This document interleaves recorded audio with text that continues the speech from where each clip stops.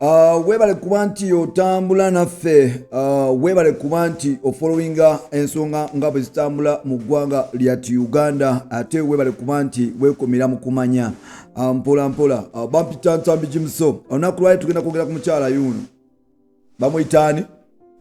Bamuyita Gloria Buggie, one of the sexiest. Ekyana kitambula n'ogamba kiki kye tuliko yoyo. Bwe tugenda okuba nti twogera omulabye, bamuyita Gloria Buggie yoyo. Omulabye? Awo bwe tugenda okuba nti twogerako, there is an artist amanyikiddwa nga Aronia, yavuddeyo n'abaako ne byayogera. Naawe ensonga ze lwaki tasobola kukola naye Luyimba, naawa lwaki n'ebisigadde. Tugenda kutuba nti tutunulira omukyala oyo amanyikiddwa nga Gloria Buggie n'ebintu byaze akola, lwaki brand ye oba oli abamu bagitankanya, alina potential okuba endongo oba nedda.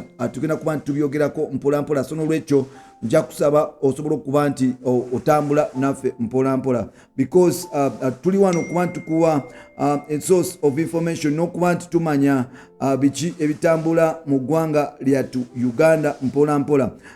I think many people simanyi lwaki abayimbi oba ba entertainers abasinga obungi basalawo okugenda maaso n'okuba nti beeyambula. I don't know why. I don't know which science ne magic ali awo mu kuba nti abantu beeyambula. I don't know why people betalina nnyo okweyambula. I don't know whether brands are ready to partner oba abantu oba brands ezimu ziri ready okuba nti zikolangana n'abantu abeeyambula. Ebyo byonna tugenda kuba nti tubitunulira, kubanga waliwo omusajja amanyikiddwa nga Aronex yavuddeyo n'atugamba ebintu ebyenjawulo about yavuddeyo n'atugamba ensonga ze lwaki tasobola kuba nti akola ne mukyala mukulu amanyikiddwa nga Gloria Buggie any song anytime. Now recently banamawulire bavuddeyo ne babuuza omuvubuka ono, abamu ku bavubuka abayimba obulungi mu Kampala bamuyita Aronex, ne bamugamba you've been singing, ozze oli muvubuka ayimba ennyimba za laavu, ozze okola ebintu ebirungi, tubuulireko where you stand about lwaki tokolayo kayimba na mukyala mukulu amanyikiddwa nga Gloria Buggie mpola mpola. Aronex avuddeyo n'agamba nti okola n'abantu ennyimba takirinaako buzibu, but there are certain brands that asobola kukola nago n'atasobola kukola nabo nnyimba okusinziira ku nsonga ze nga bwe yaziwadde. Aronex yavuddeyo n'agamba nti ye is a brand era ng'ayimbira abantu bategeevu, bantu bavunaanyizibwa, audience erina amagezi, si basirusiru, tebaagala bintu oba oliawo ebigenda mu maaso n'abantu abamu bye bakola. So n'avaayo n'agamba nti ensonga lwaki tasobola kuba nti akola ne Gloria Buggie, waliwo vidiyo yafuluma ng'omukyalo oyo mbwalinga ali obwereere nga agezaako okuba nti alaga ekitone nga bwe yakula, ekitone kya desire mpola mpola. So n'olwekyo so n'olwekyo n'avaayo n'agamba nti search abantu ng'abo tasobola kuba nti akola nabo collaboration, kubanga baba batta brand ye mpola mpola. So kati awe twebuuliza abantu abeeyambula mufunamu ki, because like once omuntu batandika okulaba obwerere bwe alina engeri gyakutwalamu.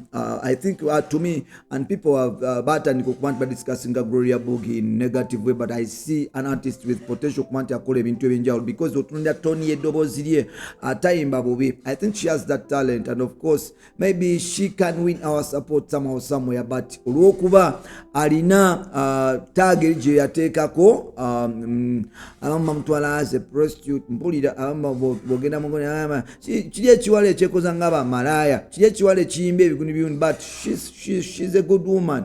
And of course namwe ngenda kubira omulanga mwena abasajja abali eyo, bannange munno bwakusindikira obwerere bwe oba munno bw'omulya n'omukwata vidiyo ey'essanyu, si kirungi kuvaayo n'okwata vidiyo ate n'otandika zita mu bantu, because abantu ogenda kudamaginga brandi zaabwe. Tomanyi muntu oyo kyagenda kufuuka in future, tomanyi muntu oyo nti ekintu ky'okoze osobola okuba nti oba oli awo muttira ebintu bingi, okitegedde ebyenjawulo mpola mpola.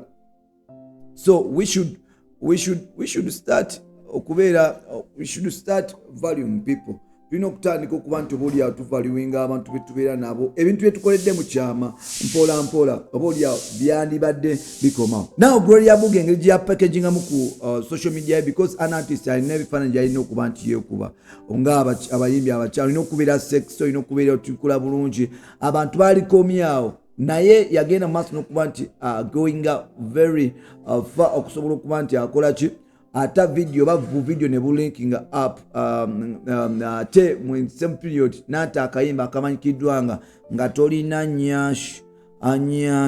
anyashyo abamu ne balowooza nti oba olya Gloria Buggie yagenda mu maaso n'okuba nti ata video eyo nga promotinga Luyimba era Arnex yavudde n'agamba nti nze sobola kukwata collaboration sobola genda mu studio mbongezedde Gloria Buggie kukola Luyimba. So nja kwebaza abagenda mu maaso n'okuba nti tebennyala bantu bwe batyo. Nja kwebaza Ankoroni kubanga Ankoroni yagenda mu maaso n'okuba nti amukolera akayimba ak'amaanyi akagenda mu maaso n'okuba bakayita Panama kakola bulungi nnyo. Nja kwebaza Fikfa Mike ne Dr. Brian abasobola okuba nti bamuwa collaboration because in art osubira ebintu bingi bobeera sita bingi ebisobola okuba nti abiyapeninga naye ate omuyimbi Arnex nja kugamba ebigambo bwe biti nti toli katonda kujajinga muntu tomanyi brand ya Gloria Buggie kyesobola akongerako goli mu kafani zone ogamba ina class joyimbira naye class jogamba joyimbira baana bato ebapushinga enyimba z'okutuuka kweyo class jogamba mbu erisimanya respected simanya eri sensible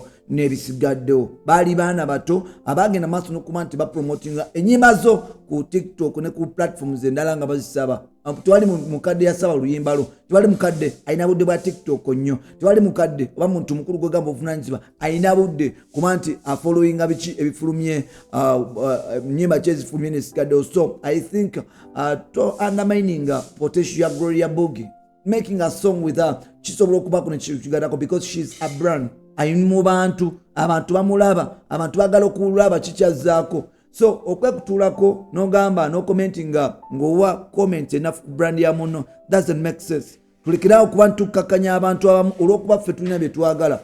Opinion zaffe ezimu zikakanya opinion zaffe ezimu zimenya emitima gy'abantu. So we should be careful nga oba oliawo